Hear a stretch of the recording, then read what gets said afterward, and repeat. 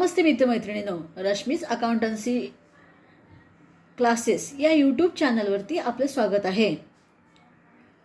आजचा आपला सब्जेक्ट असणार आहे ॲनालिसिस ऑफ फायनान्शियल स्टेटमेंट. मित्रमैत्रिणींनो, आज मी नवीन टॉपिक चालू केलेला आहे, ॲनालिसिस ऑफ फायनान्शियल स्टेटमेंट. त्यामधील आज आपण ऑब्जेक्टिव्ज बघणार आहोत.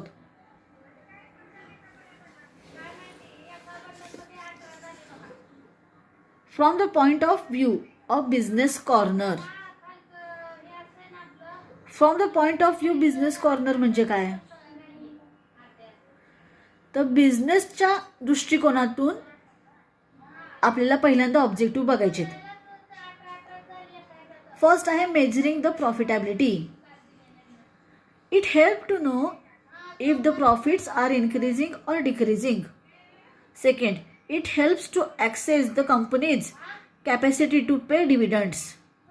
The actual performance of the firm which are relieved in the financial statement can be compared with some standards set earlier.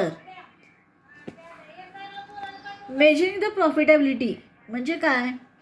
तर प्रॉफिट कमी झालंय का जास्त झालंय? अगोदरच्या वर्षापेक्षा या वर्षी आपलं प्रॉफिट कमी झालं आहे का जास्त झालं आहे, हे मेजरिंग केलं जातं. त्यातलं पहिला सांगितलंय, it helps to know if the profit are increasing or decreasing. Business कॉर्नरच्या दृष्टिकोनातून आपण जेव्हा बघू त्यावेळेस आपल्याला सगळ्यात पहिला याचा फायदा कळेल की आपलं प्रॉफिट कमी झालं आहे का जास्त झालं आहे. It helps to assess the company's capacity to pay dividends. नेमकी आपल्या कंपनीची कॅपॅसिटी किती आहे डिव्हिडंड्स पे करण्याची, हे आपल्याला यातून कळेल. The actual performance of the firm which are revealed in the financial statement can be compared with some standard set earlier.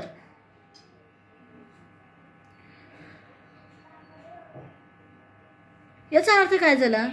आपला काही स्टँडर्ड सेट आपण गोल केला असेल, आपल्याला एवढ्यापर्यंत आपलं प्रॉफिट न्यायचं आहे, आपला नेमकं काय उद्देश आहे बिझनेसचा, तो सेट आपण त्या सेटपाशी गेलो आहे, त्या गोलपाशी आपण गेलो आहे का नाही आहे, नेमकं आपण किती अचिव्हमेंट केलेलं आहे हे कळतं. To access overall financial strength.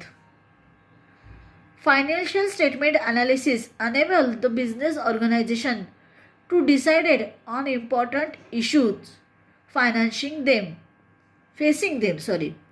Financial statement analysis enable the business organization to decide on important issues facing them. Common issues like capital utilization, maintaining the profitability through cost control, dividend paying capacity of the company can be tracked effectively. आपलं financial state नेमकं काय झालेलं आहे, नेमकं किती वाढलेलं आहे, किती कमी झालेलं आहे, हे ॲनालिसिस ऑफ फायनान्शियल स्टेटमेंटवरनं आपल्याला कळतं.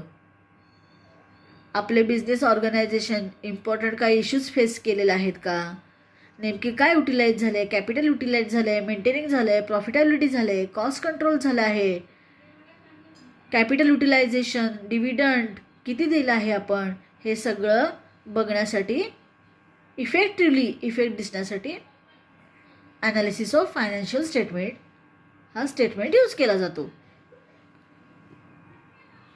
To know efficiency of management. आपण नेमकं मॅनेजमेंट किती केलेलं आहे आणि कसं केलेलं आहे, ते बरोबर केलं आहे का नाही, हे यातून कळतं. To judge the financial policies adopted by the management, every organization should know the efficiency of the management. आत्ताच मी सांगितलं, नेमकं आपलं मॅनेजमेंट केलेलं जे काही आहे वर्षभराचं ते बरोबर झालं आहे की नाही, त्याचे जजमेंट बरोबर घेतलेलं आहे का नाही, तिची काही पॉलिसी आपण वापरली ती बरोबर आहे का नाही, हे आपल्याला ॲनालिसिस ऑफ फायनान्शियल स्टेटमेंटमधनं कळतं. To know the trend of the business. To know the progress of the business, financial statement from the previous 2 or 3 years can be compared and trend regarding expenses, income, purchase, sales, gross profit and net profit can be ascertained. मागील 2-3 वर्षाच्या जे काही बिझनेसचं आपलं profit होतं, जे काही आपलं बिझनेसचं expenses होतं, इन्कम होतं, परचेस होतं, सेल होतं, नेट प्रॉफिट होतं, ग्रॉस प्रॉफिट होतं, याच्याबरोबर कंपॅरिझन केलं जातं. From the point of creditor. आता ए पॉईंट झाला from the point of view of business corner झाला. आता बी पॉईंट आहे from the point of creditor. From the point of creditor म्हणजे काय? क्रेडिटर म्हणजे काय माहीतच आहे तुम्हाला. मी माझ्या एका डिस्क्रिप्शन बॉक्समध्ये एका व्हिडिओमध्ये दिलेलं आहे, त्याची लिंक माझ्या खाली डिस्क्रिप्शन बॉक्समध्ये देते आहे. Creditors study financial statement of the borrowing before advising credit loan. Also, creditors find out whether the business is solvent and loan is used for the purpose for which it was taken.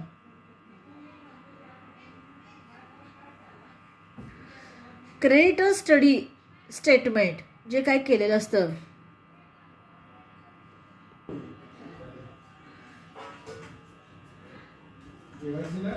नेमकं credit काय पाहिजे आहे आपल्याला सुरुवातीला, loan किती घ्यायचं आहे, loan किती द्यायचं आहे, याबद्दलची सगळी माहिती क्रेडिटर ह्या फायनान्शियल स्टेटमेंटवरनं काढतो.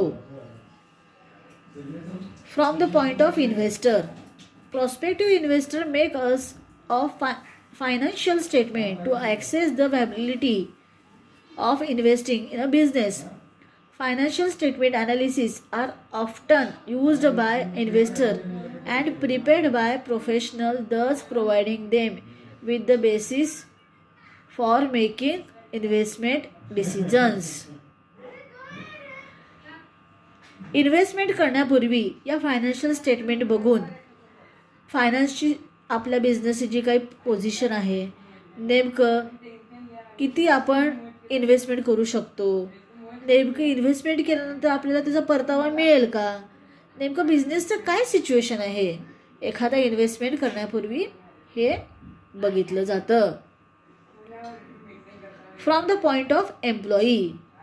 Employees also need these report in making collective bargaining agreements with the management in the case of labor unions or for individual in discussing their composition, promotion and rankings. तर from the point of employee म्हणजे काय, ज्यावेळेस employee च्या दृष्टिकोनातून आपण analysis of financial statement बघतो, तर एम्प्लॉईला काय लागत असतं, तर आपलं पेमेंट वाढेल का, कंपोजिशन मिळेल का, प्रमोशन होतील का, आपलं रँकिंग किती ठरेल, हे सगळं फ्रॉम द पॉईंट ऑफ एम्प्लॉईमधनं कळतं. चला तर मित्रमैत्रिणींनो, आज ॲनालिसिस ऑफ फायनान्शियल स्टेटमेंट या टॉपिकमधील मी ऑब्जेक्टिव्स थोडेसे घेतलेले आहेत. पुढील ऑब्जेक्टिव्ह पुढच्या व्हिडिओमध्ये मी कंटिन्यू करणार आहेत. मी आशा करते की माझा व्हिडिओ तुम्हाला लक्षात आला असेल. लक्षात नसेल आला तर माझा व्हिडिओ 1 ते 2 वेळा परत बघा रिपीट. आणि मित्रमैत्रिणींनो, माझ्या यूट्यूब चॅनलला लाईक, सबस्क्राईब आणि शेअर करायला विसरू नका. आणि बेल आयकॉनला क्लिक करा, म्हणजे माझे आलेले नवीन व्हिडिओज तुम्हाला नोटिफिकेशन मिळतील. धन्यवाद.